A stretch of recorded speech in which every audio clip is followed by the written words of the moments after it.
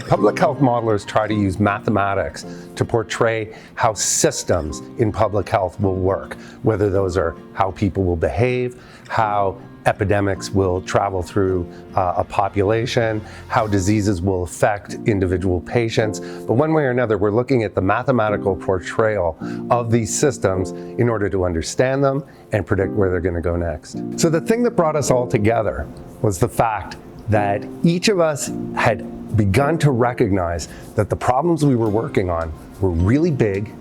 were really important, were really time constrained.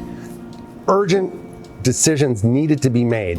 even though the data wasn't all there to answer them, the money wasn't there to finance the studies, the ethics of the situation required us to back off of the traditional approaches like observational studies and randomized controlled trials. And it was when those traditional methods broke down that each of us began to gravitate toward mathematical modeling as the very next best way to answer these urgent questions that demanded a response. The Public Health Modeling Unit contributes to the data-driven leadership activities of the School of Public Health by asking the question of the value of information. How do you know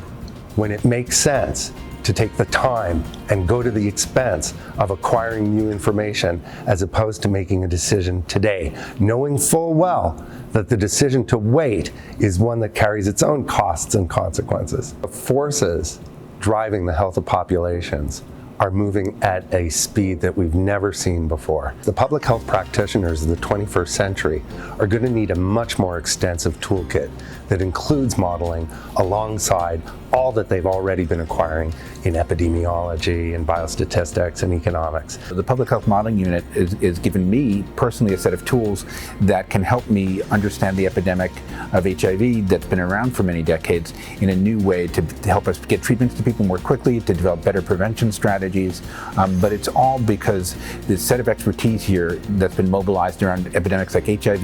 COVID, RSV, rotavirus, pneumococcus,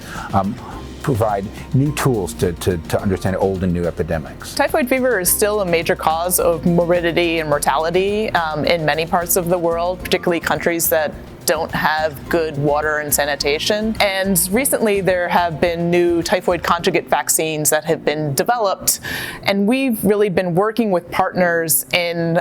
countries such as Bangladesh, Nepal, and Malawi to conduct vaccine trials to see how well these vaccines work in those settings and better understand the transmission routes of typhoid fever within the population.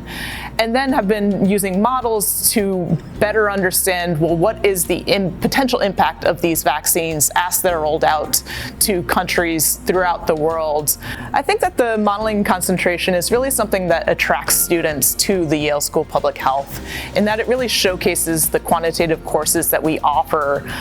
in modeling when it comes to things like understanding infectious disease dynamics, to analyzing infectious disease data, cost-effectiveness analysis, and operational research, as well as different statistical techniques used for analyzing surveillance data and such. In terms of career growth, there's always a way where the faculty help early career scientists to develop into independent career researchers, and also when there's any questions, they always experts available to support.